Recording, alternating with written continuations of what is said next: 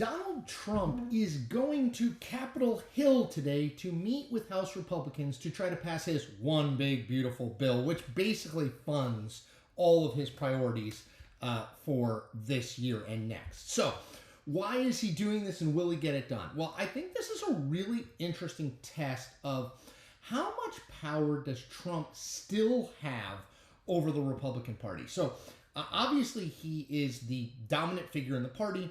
He won election in 2024. The party has lined up behind him. But in the last few months, his numbers have gone down relatively significantly. You know, he's in the low to mid 40s in job approval. There's been a lot of worry about his tariffs and their impact. So the question is, as he goes to Capitol Hill, he's clearly going to be the closer, right? Mike Johnson, the Speaker of the House, is like, we're going to the big righty. Trump is coming in to try to close the deal because the reality of the math here is Republicans can only lose 3 votes in the House. 3 Republican votes in the House, and they can't pass any bills. That's how narrow the majority is. And right now, they're not particularly close to losing only 3 votes. There's a lot of opposition to this bill within the Republican Party, but probably 2 main chunks. One chunk is sort of the hardcore fiscal conservatives who say we have a debt and deficit problem if we cut a bunch of if we spend a bunch of money on Donald Trump's agenda and we don't make enough cuts to pay for those things, then we're going to add to the debt and deficit. And Moody's last week just downgraded the U.S.'s credit rating because in large part we have this massive debt and deficit problem. We can't keep doing this. We have to find more places to cut. So that's chunk one. That's kind of the conservative types, more MAGA types, definitely in that bin.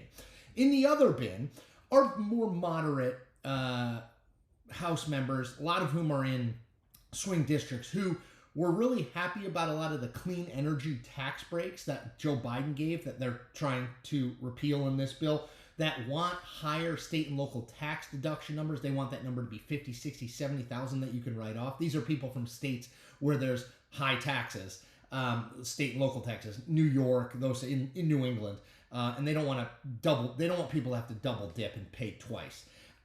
There's also the people who are worried about cutting Medicaid, and that's more in this swing district group.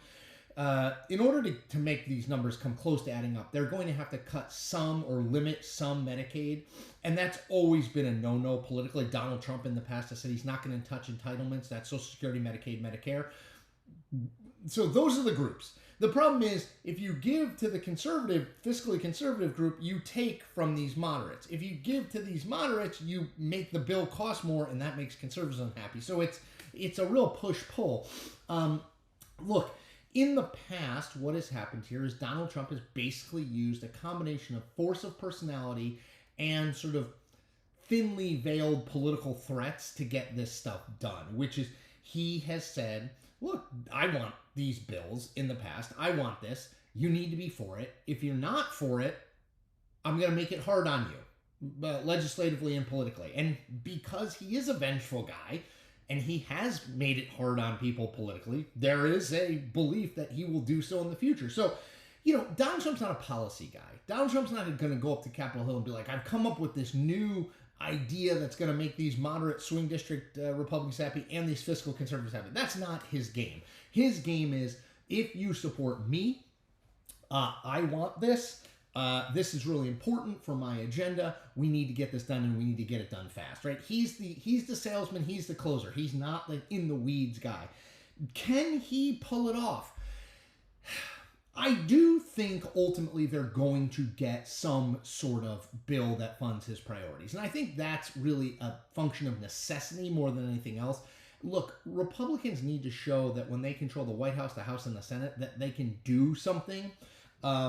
That Donald Trump was elected to do these things. They're funding it. They're making government work. Without that, I'm not sure what they go to voters with in 2026, because there's not going to be another big vehicle bill to pass this stuff. So in some way, it's a political necessity that they find something to do. Now, is it going to happen on Speaker Mike Johnson's preferred timeline, which is pre this coming Memorial Day weekend?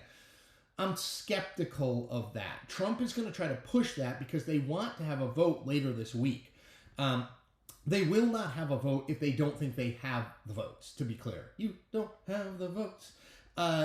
They will only hold a vote if they think it's really, really close and they can lean on one or two people. Right now, it's not really, really close. Many more than 3 members would vote, Republican members would vote against us if they brought it to the floor today. So, look, I think this is a really interesting test of Donald Trump's continued ability, or not, to get what he wants, to make members of Congress vote against their sort of long-standing held beliefs on this stuff, to give him what he wants. This is what presidents do. He has been very effective at it, at sort of lining up Republicans behind him. This is a huge test because this is his agenda, right? This is funding his agenda. This is not a debt ceiling bill. This is a Donald Trump bill. And so it is on him to try to sell it. I'm very intrigued to see if he will or he won't, if members are still willing to just line up behind him blindly, or if they say, look, you're a lame duck president, you're not as popular as you once were, I'm going to hold out and get what I want. All right, folks, take care. And remember, you can do one amazing thing for me and for you. You can subscribe here. Just hit the button. You get a ton of free content. Cheap and easy. What's better than that? Okay.